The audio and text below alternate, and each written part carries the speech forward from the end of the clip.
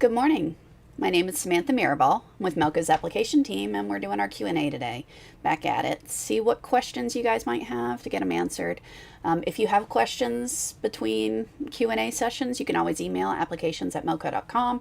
We'll get them added to our list to see what we can help you with.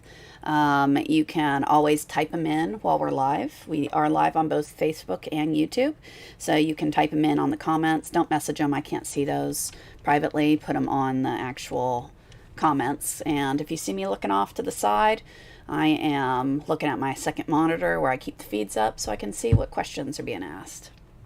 Okay, so we'll go ahead and get started with some of the questions that were sent in ahead of time. So this one is pretty straightforward. So they're using a 2-color font within DesignShop. How do you get it to sew all one color and then do all the outlines instead of doing letter outline, letter outline, letter outline? So shorter ends, well, let's talk about that some. In general, you're going to find much better sewing results when you finish as you go, meaning how it's set up, sew it that way. It is more color changes, but you get such a better sew out in the end because you don't risk having all the letters shift, and then when you come back and do the outlines, they don't line up right. Okay, so it's always going to be better if you finish as you go. All right. If you really wanted to separate them, so you could come over here, find a 2-color font, so 2-color block. Let's just do that one. Sam. All right, so you'll see this one does it in 2 colors, right? Or in 2 letter outline, that sort of thing. All right, if you wanted to separate it, there's no way you can just move these around. It won't let you. You would have to take this entire thing, convert it to wireframe, and now you can do it. So what did I just do? So to get it rid of get it out of the lettering element itself and turn it into wireframe, because then I can move the colors wherever I want. So you right click on it, operations, convert to wireframe, and now I can drag all my oranges together, all my blacks together, and now it will do all those outlines, then all the letters on top. Okay. And then you can color combine them by either using this auto merge block right here, or before I do that, because I'll do all the blacks manually, I can click on these buttons here and it will throw that into the one above it. So on this one, if I click on this, it's going to merge color 2 into color 1. All right, by clicking on that. Yeah. Or you can just turn on merge, auto merge color blocks, and it will do it that way. Okay, notice it didn't put trims in there. You see these connectors, so I'm gonna have to go change my trim settings to get rid of those, because my trim settings for this are clearly not set up. Let's see, tie in and tie off. I'm gonna turn on the auto trim to 32. Cool, so the black ones went away. Let's do that same thing to the orange. Right click, I could have done them all at once, by the way. So I'm gonna turn on my auto trim. There, now I have my trims. Okay, so that's how you would sort them, but in general, I would advise against that, and I would always suggest to outline letters as you go. All right, so finish as you go in general. All right, let's see, what else do we have? Any questions? Oh, good morning, Lorena. 3 inches of snow. Ooh. Florida girl doesn't like snow. Sorry. All right. This person's asked, so they have an E16 and DesignShop 10, and they're ready to digitize for a cap. What are we supposed to do? How large can it be? Height and width? All that fun stuff. Okay, so let's start by looking at DesignShop real quick. So within DesignShop, you can of course turn on the hoop. So to turn on the hoop itself, you would right click on this icon right here, and it will bring up your hoop manager. From here, you would choose which cap frame you're going to use, whether you're using the traditional cap frame or the wide angle. The wide angle gives you the 270. The traditional cap frame is just front of hats. And so that's kind of the difference between them. I'm assuming you're using the wide angle cap frame, so I'm going to apply that, and it will bring up the limits of the hoop here. Now, just because that's the limits of the hoop, does that mean you can sew that entire thing on a hat? Not necessarily. So why is that? Well, that's because all hats are different, right? Based on their construction. And you have to look at the hat you're going to sew on to decide how big something can be to fit on it. So these are kind of your guidelines for it. So when you're looking at a hat, you kind of want to look from the brim up to where it starts to really curve, okay? Because you're not going to sew up here, at least not easily. And so you would want to measure that. And you also want your design to be about a 1/2 inch from the bottom, from the brim of the hat. So if you take this and you remove about 1/2 inch, that will give you the max height that you would have for your design. All right. And that's going to be different. If you've got one of those trucker hats that have the nice flat brim, super tall top, okay, you can probably do a huge design on those. But some of these unstructured ones have actually pretty small, and they curve to the head. So the actual sew field is smaller. So it's going to depend on what hat you're sewing on. So you want to measure it, look at each individual hat, and decide from there. Then when you're digitizing it, this is the rules you want for digitizing, right? You want to make your design go from the bottom to the top and from the center out. Why? You're sewing away from things that are rigid, from anchored points, from things that can't move. This brim of the hat, that's cardboard and all kinds of stuff, right? So if you're sewing from the top down, so if I'm pushing, all that fabric's going to move. Where's it going? Into something that can't move, which means I'm going to have a bubble of fabric here. All right. Same if I'm going from right to left, I'm going to be shoving everything towards the seam, causing gaps or puckers or things that you don't want. Whereas if you sew from the bottom up, where's it going to go? It's going to go up and out. So from center out, it just goes out to where the fabric can move anyway and no one's going to see it. Right? So that's why your rules are going to be bottom up, center out. All right, so practically speaking, how do we do this? You said you just have some text. So if I'm going to have text, go pick whatever font you want. And my hat. All right. So you would type your text, whatever it's going to be, and you can center it. You can also then look at it and decide how big do you want it. I would look down here personally, and if you decided the max design can be 2 inches tall, make it 2 inches. All right, that's pretty darn wide. You'd also want to check and make sure that's not too wide. So if I unclick on that, I can say, well, maybe I really want that to be 5 inches. So I can type 5 inches here. So now it's 5 by 2, kind of stretched, but that's all right. All right, so you would do that. And then the other thing you want to look at is, remember we said center out. All right, well, right now my text is sewing where this green circle is my starting point. This red X here is my end point. So what's it going to do? It's going to sew just how you're reading it, right? From left to right. Okay, that's not what we want for a hat. Text, this is an easy fix. Double click on it to go into your properties. Once you're in your object properties, look down here. You got all this fun stuff. Okay, horizontal stitch order is what we want. So right here, I want to tell it to be center out, apply. Notice my circle and X, these things moved. So now if I redraw it, you'll see it's going in a center out fashion. Okay, so I would make it center out. Now I'll show you a trick I like, and why do I do this? There are so many hats. So when you put the hat on the machine itself, it's upside down, right? So you have to remember to flip your design when you're at the machine. I sew hats all the time with the design upside down, because for the life of me, the very first one, I'll just load the design, hit go, and then get angry. So before flipping it. So I've gotten into the habit of flipping my designs within DesignShop. That way I can just load and sew. And I don't have to remember to flip it at the machine.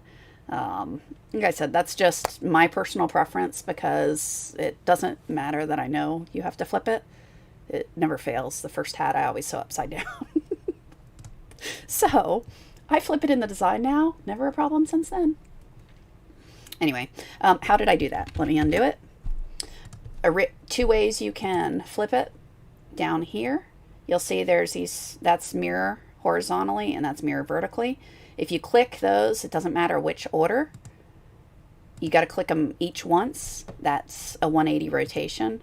Or V11 now has these rotation icons. So rotate it twice, good to go. Like I said, that's just because it never fails. I sew things upside down all the time. I'd prefer to save the design how I want it rather than have to remember to do it at the machine when I'm usually trying to load, 9 or 13 machines. Okay.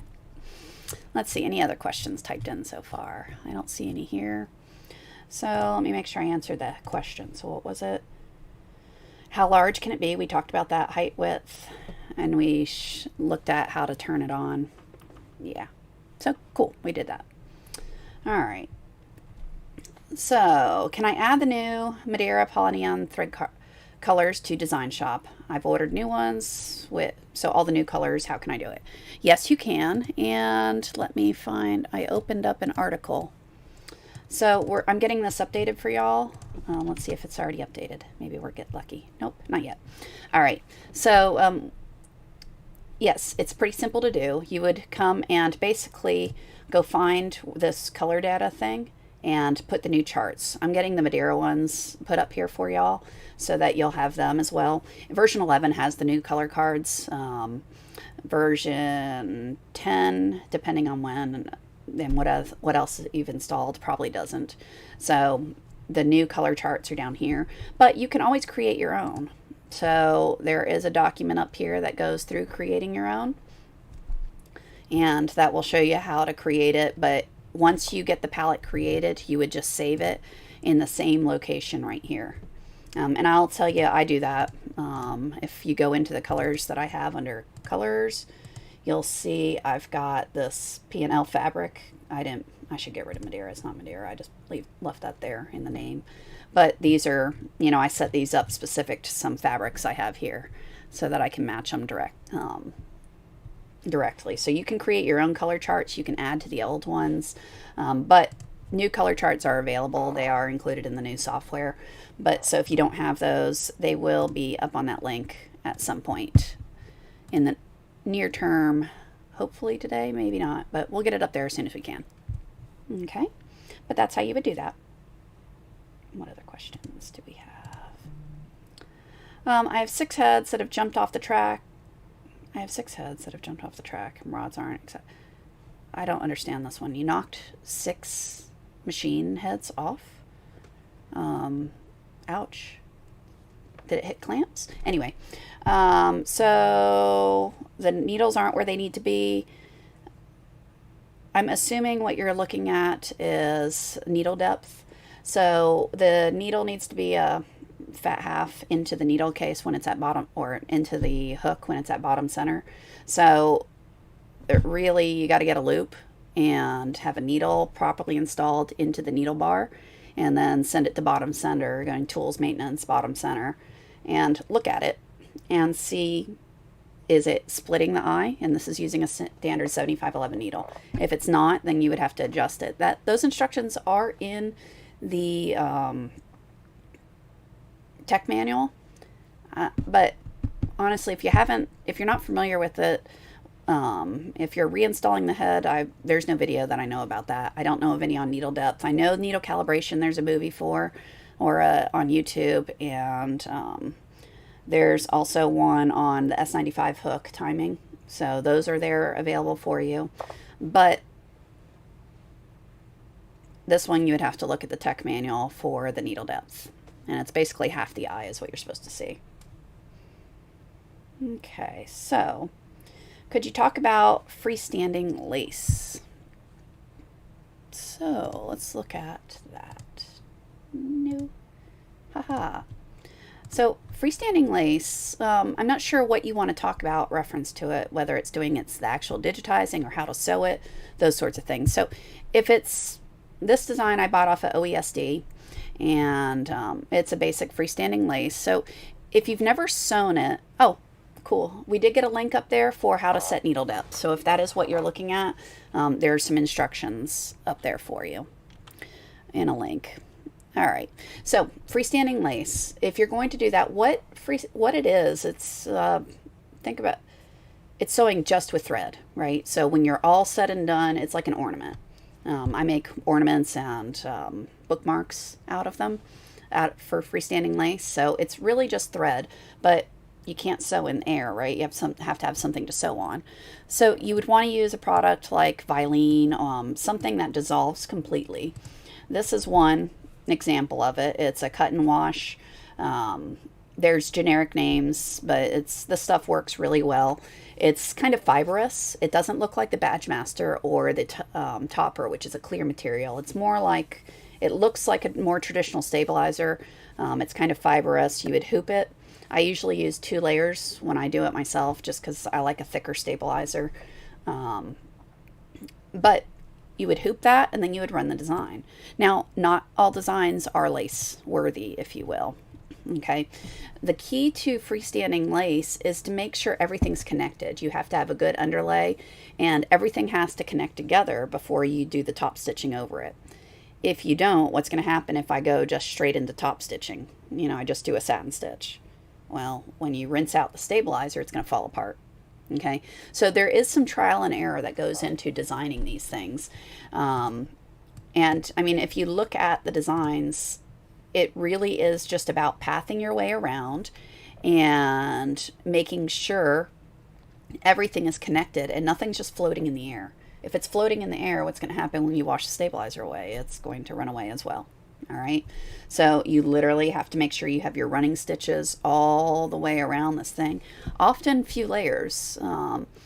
You know, when I do it personally, I try to do 2 to 4 somewhere in there of a running stitch underneath everything to make sure it's all good and connected, so that when the satin stitch goes over, that you've got something really nice to hold it all together in the end.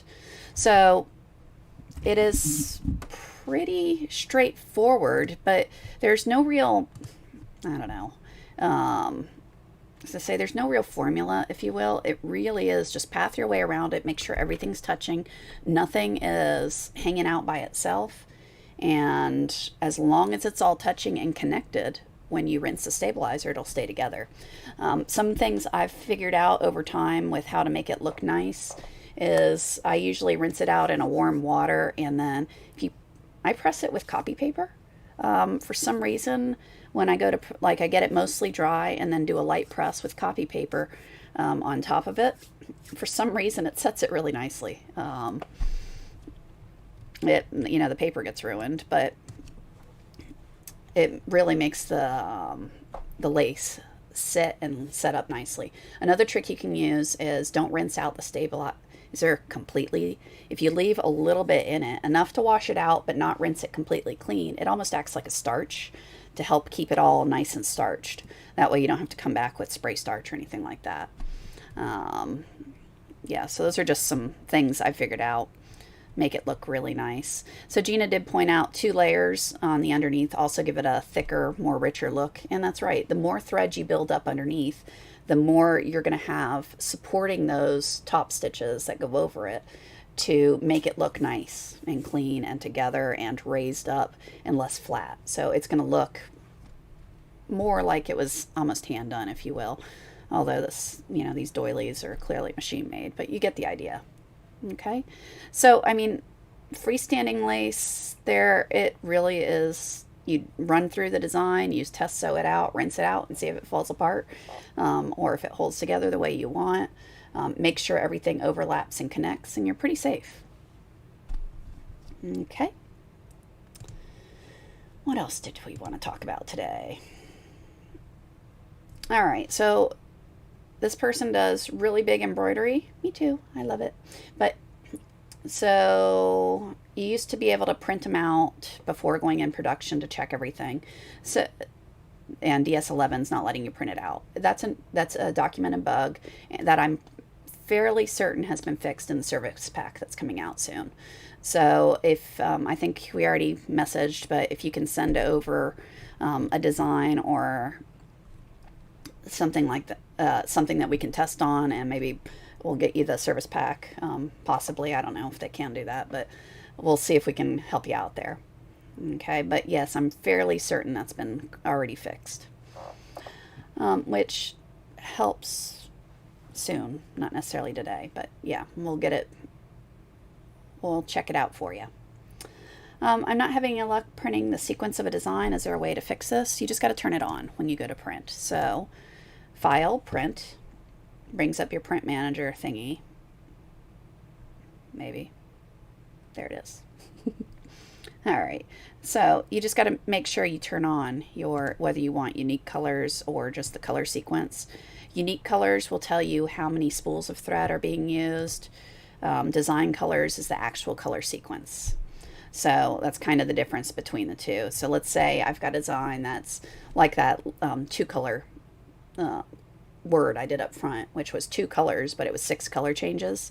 Well, in the unique colors, it would just show me 2 spools of thread. So I know which ones I got to pull out to be able to go load on my machine. Over here, it would show me my 6 color changes.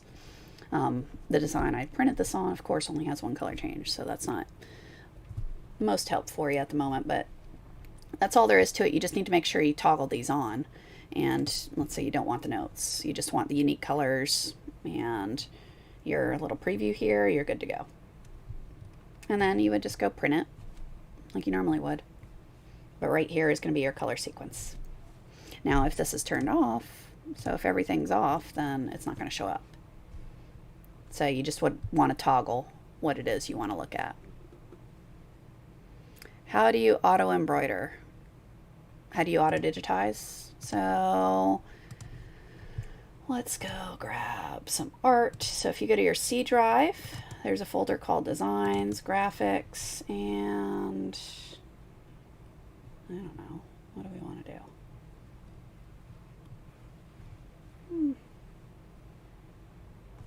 I like that one.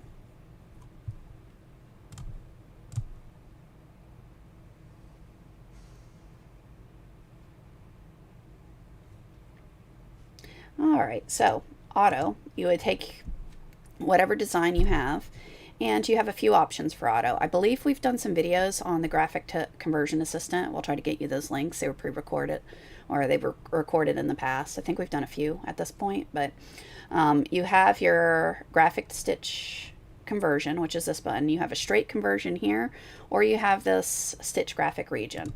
I'll say I like the stitch graphic region a lot.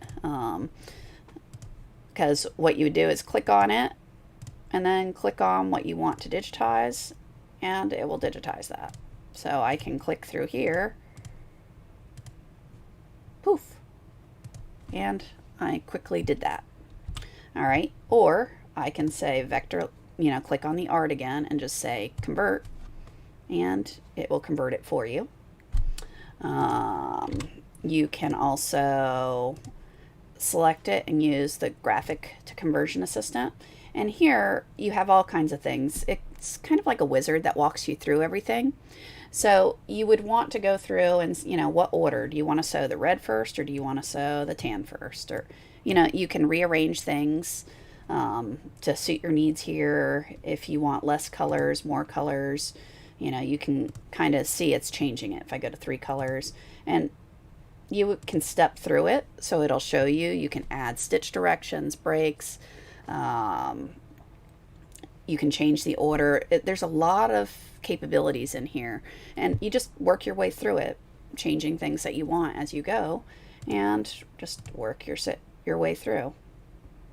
Okay, so yeah, turn that all back on. All right, and we got you the video up there. So on YouTube, we have a question. How do I keep my machine connected to a computer during stitch out? My system disconnects halfway through the project, and I can't get it to reconnect. If I had to guess, your power settings on your Ethernet adapter may be set to automatically turn off after a time. So you would want to check the power settings. I think we have an FAQ on that. That we'll get you a link for. If not, call tech support and they can walk you through how to check the settings on it, because I know I run 4 computers, 13 machines out there, and they stay connected. So if I had to guess, it's going to be a power setting on your Ethernet connector. or Ethernet adapter that would need to be changed. Okay. Let's see. Is there a way to set a machine to tie off after a thread break or bobbin change? No. And we did get you that link. I don't believe so. I don't remember if it's been fixed. In V11, there, if you go to Tools, Settings, Tie In, Tie Off, there's a check mark there for it. I don't think it actually does a true knot. A true tie in or tie out. I think you just back up and run over the stitches. So make sure you have a, an eighth of an inch or so on your overlap, and you would sew. Question on YouTube: what computer do you recommend for what? Running the machines or digitizing? Because if you're digitizing on the computer, then I'd buy anything that has a high-end graphics card, dedicated graphics card with RAM on the graphics card, which typically is going to be a gaming computer of some sort. It makes such a difference to have the RAM on the graphics card. I mean, if it's going to be suitable to do high-end graphics, then it's going to be suitable for digitizing. Okay, so that's what I would do. All the machines I use for digitizing are all gaming PCs on the low end. I don't buy the most expensive one because it's not needed. I just need one that has a dedicated graphics card with RAM on the graphics card. So that's what you need for digitizing. Now, to run the machines, you don't need one that powerful. But if you're going to do both digitizing and running the machines from one computer, then one of the low-end gaming PCs that has a built-in graphic, not a built-in Intel one, but like a NVIDIA type card in it is what I would suggest. There are other graphics cards. It doesn't have to be NVIDIA, but that's just the ones I have here. Okay. Let's see. Now, if it's just running the PCs or running the machines, I think I have $300 computers from Best Buy out there running them. So, whatever works. Let's see. From NYC, is it possible to do blends on 3D Puff Design? Yeah. I'm trying to think if I have any. I used to. Let's see. No, there's no blends in that one either. No. Oh, wait, not 3D. You want it Puff. Sorry, I'm in the wrong folder. Puff. I'm trying to think if any of these have blends.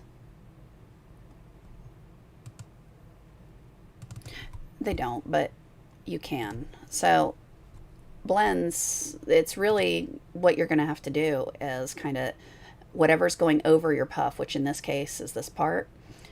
You would have to design it to be a blended design. So typically you would have different layers on top of it. You can split it. So we do have several videos on just doing blends. So what you would want to do is combine that information with puff type specific designs. But the thing that you're gonna have to watch out for is, while you can do it, puff designs have a lot of satin stitches on it, right?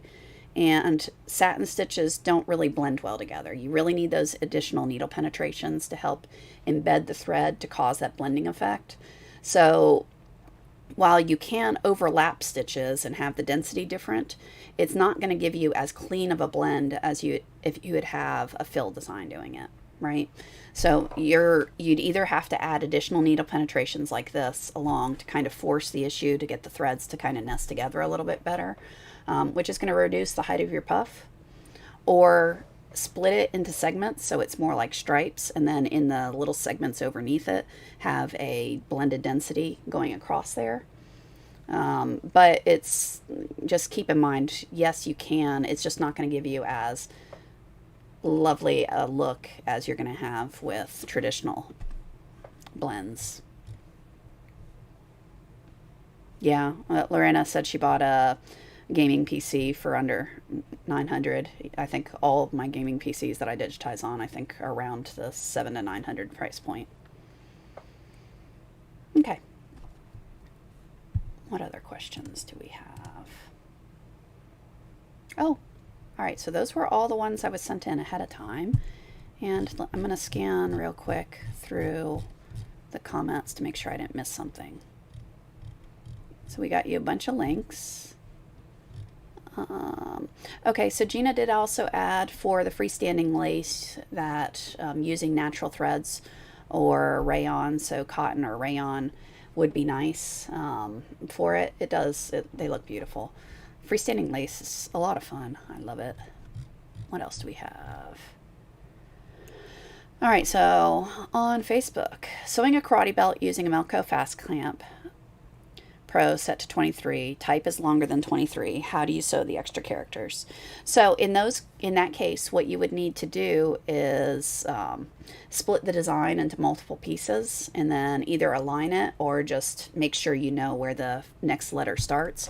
So you would sew out as many characters as you can, unhoop your belt, reclamp it, load the new design, reposition it, and continue running. Okay, so if you use alignment, you can always use like that laser left, laser right, laser bullseye trick, which will left align right here. And that way, if you've got it, you would just have to position the letter appropriately. So what do I mean by that? Let's do it. So, all right. So let's say the THA have to go on another file, right? So, oops, that's not what I wanted to do. Let's turn that back on, and I'm going to line this up right on that red line. There. Okay, so what did I just do? I put it on that red line. That red line is going to be your origin. So when you do your laser alignment, what it's going to use for alignment. So then all I would want to do is copy, paste, and I personally do this in one file and then split the files apart. Okay, it's just how I make sure I have everything right.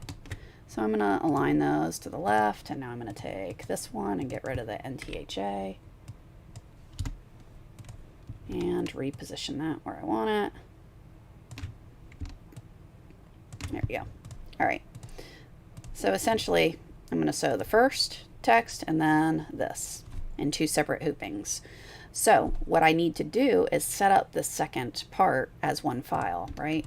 So how you want to do that is decide how you're going to align. And what I would suggest is to use points on this and then justify it, right? So here, if I do this one here, if this is the option I'm choosing, laser left, laser right, laser bullseye, that's going to left align, right? So I can, chalk out, tape out a line on my belt and then do the bottom of this N as my first point and then some other random point on the line that it wants to align to. So I do laser left, move my hoop to somewhere else, do a laser right, and then immediately hit laser bullseye. And as long as I have the file set up like this, it's going to left justify so that this is right in line with the other text and it's positioned appropriately spaced from that end. Okay, so that's how I would do it is, position the previous letter right on the origin so that you can, when you do your alignment, you can drop the needle and make sure it's exactly where you want it. If it's not, adjust it a little bit and then tell it to go. And it will sew the rest of the letters. But just remember these are two separate files. So I would go grab this, copy, put it in a new file, center it, file save as, that's file 1. File 2 will be set up just like that. File save as, this is file 2, and now you're good to go. Okay. Hopefully that wasn't too confusing. I do laser alignment a lot, so if you didn't quite follow, hopefully you're able to follow what I was explaining there. Yeah, and Gina also said also use the 3D printed guides to help you from having to worry about doing the actual alignment. So let's say rather than using the laser left, laser right, you just want to be able to line up the needle right on the point of that N and go. Well, the the um, the fast clamp has little grooves down the side, guides, so you can line up your belt just perfect so that the belt is straight, and then just move your needle so that it's right over that point of the N and tell it to go, and it will sew. What do you use on a hat for the 3D? So you would go get a, let's see, puff. This stuff. 3D foam, there's a bodybuilder foam, there's all these foams is what you would want to use. I like the 3mm stuff, so those are the foams I use. And basically that goes down before you do the puff stitch. Then you do your puff stitch, you rip it off, and then you grab yourself a heat gun and blow away any, melt away any of the little pokies. Super technical term there for you. Oh, sorry. I've always called them pokies. I don't know what else. When you sew over it, depending on what your density is, sometimes when you rip the puff off, you end up with little pieces here and there sticking out. I used to grab tweezers. These aren't tweezers, but I used to grab tweezers and poke those in, which is infuriating. I don't like doing that.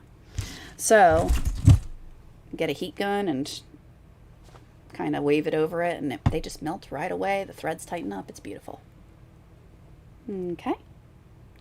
All right. What other questions do we have? Nothing? Okay, I don't see any others on YouTube. And I don't see any others on Facebook. So I guess we will call it a day. I will be back next week. Yeah, next week with the same Q&A. We've got other live videos throughout the week, but Thursday, Friday time frame, we've got these Q&As just to, see what questions you guys have and get them answered. So make sure you, send us questions. I tend to post on Facebook, usually the day before I'm going to do the live, to looking for any questions. That's where I get the ones for in my little PowerPoints here. I troll in some of the groups trying to find questions. So if you have any, type them in, send them in applications. Let's see.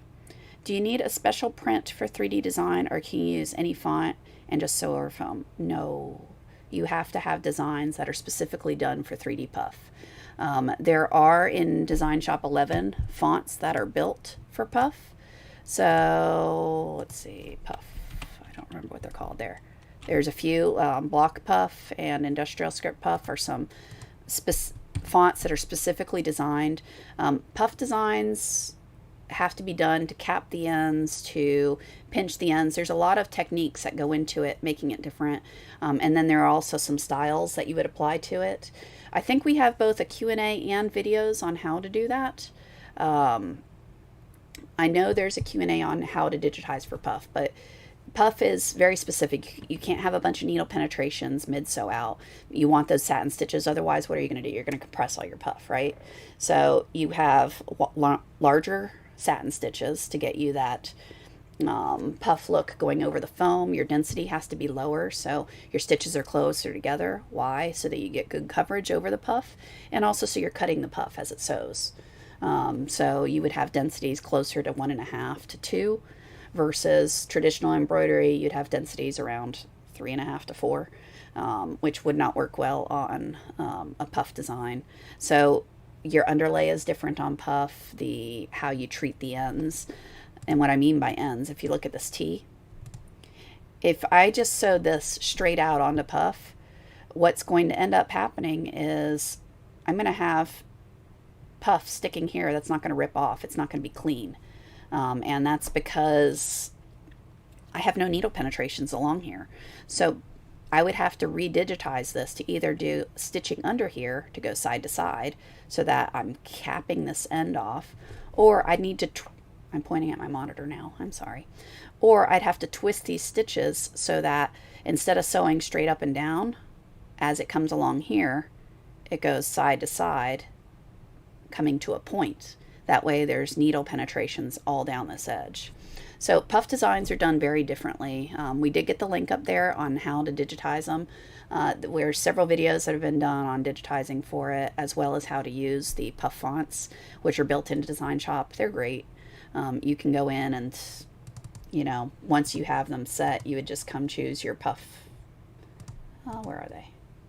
Oh, I don't have, oh yeah, right there, puff alphabets. So you would go apply the style to it, and it will do the changes to the underlay and other things that you need to make it appropriate for puff. Okay. All right. Well, I hope these are helpful for y'all. Be sure to send in any questions, ask them as we go. Oh, let's see. Okay, last question. How do I know what is the best act feed for what I'm doing? Practice? No. Let's see.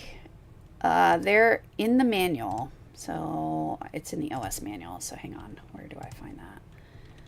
Melco-service. Here. OS.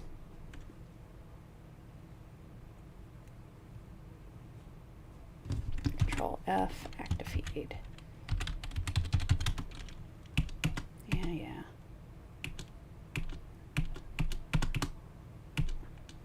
Oh, come on. All right. Let me go find it. And let's see. Loading a design, setting a color sequence, hoop limits. It's here, right there.